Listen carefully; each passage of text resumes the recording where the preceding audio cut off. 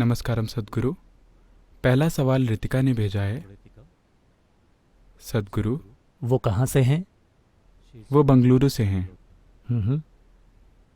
सद्गुरु, मैंने हाल ही में पढ़ा है कि इटली में डॉल्फिन समुद्र तट के करीब आ रही हैं। पोलैंड में हिरण सड़कों पर टहल रहे हैं।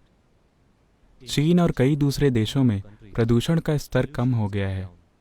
क्या यह हमें सबक सिखाने का प्रकृति का तरीका है?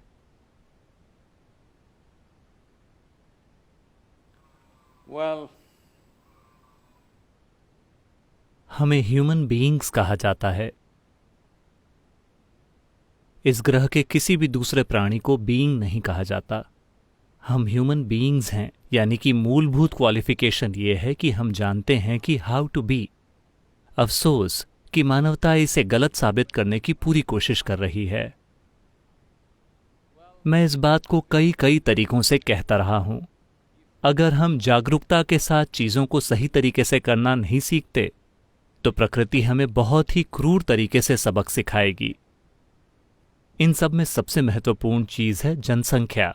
अभी कोरोना के सारे चक्कर में कौन सी चीज हमें सबसे ज्यादा परेशान कर रही है? लोगों की आबादी इतनी ज्यादा घनी है कि यह हर जगह कूद फांद कर रहा है, लेकिन कोई बात नहीं करना चाहता। आमतौर पर दुनिया के नेताओं ने इस बारे में बात नहीं की है, क्योंकि कोई भी उन धार्मिक समुदायों के खिलाफ नहीं जाना चाहता जो इसके खिलाफ हैं, उनके जो भी कारण हों। ये बहुत लंबे समय से चलता रहा है। तो एक मूलभूत चीज है जनसंख्या। अगर आप मुझसे पूछें तो बस यही एक समस्या है कि हम अच्छे हैं लेकिन हम बस बहुत सारे हैं। अब हमने मौत को अपने हाथों में ले लिया है, मेडिकल साइंस, वैक्सीनेशन और हर चीज की मदद से। जब हम मौत को अपने हाथों में ले लेते हैं तो जन्म को भी अपने हाथों में लेना बस साधारण सी समझदारी है। हमें लगता है कि जन्म भगवान का काम है। मौत के लिए हम पक्का करना चाहते हैं कि हम जिम्मेदार हैं और हम इससे निपटेंगे। जन्म के साथ भी इसी तरह से निपटना चाहिए। अगर मौत को पीछे ढकेला जाता है तो जन्म को भी पीछे ढकेलना चाहिए। इंसानों की मौजूदगी इतनी ज्यादा बड़ी हो गई है, इतनी ज्यादा कि दूसरे प्राणियों के जीने के लिए जगह ही नहीं बची है। अब शायद ये बात वैज्ञानिक रूप से सच न हो, शायद ये नहीं है, लेकिन मान लीजिए कि आप एक वायरस होते। मान लीजिए कि आप एक वायरस हैं और आप दूसरे जानवरों के शरीर में रहते हैं और जानवरों की तादाद कम से कम होती जा रही है। क्या आप रहने के लिए कोई दूसरी जगह नहीं ढूंढेंगे?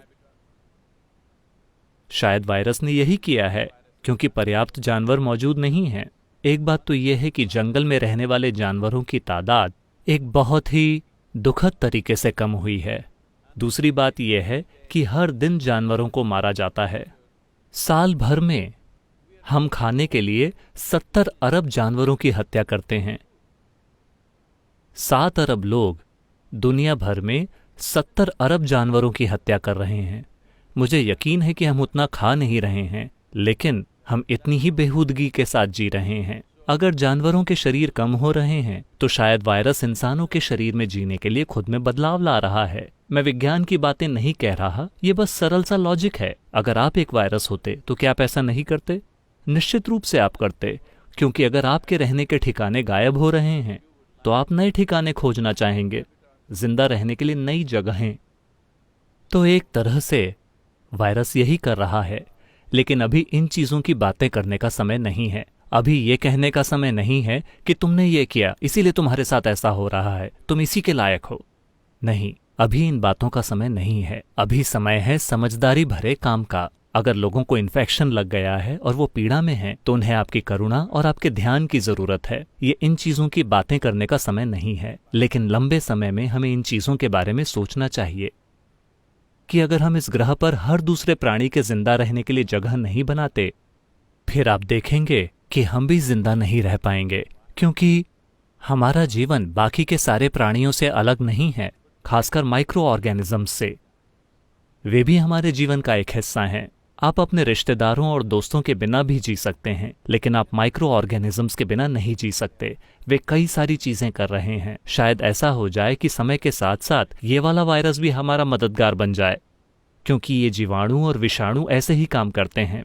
वे जीवन के फलने फूलने के लिए एक जगह ढूंढ रहे हैं, इसलिए उनकी गतिविधि एक खास तरीके से चल रही है। क्या ये एक सबक है? देखिए, हर परिस्थिति में सीखने के लिए कुछ होता है, अगर हम सीखने के लिए तैयार हों। अगर आप सीखने के लिए तैयार हों तो जरूरी नहीं है कि आपदाएं आएं। हर दिन, हर पल एक सबक मौजूद है, सीखने के लिए कुछ है। लेकिन अफसोस कि हम सीखते नहीं हैं। हम आपदाओं के होने का इंतजार करते हैं और फिर हम इसके बारे में फिलॉसफी बनाना चाहते हैं। कृपया फिलॉसफी मत बनाइए।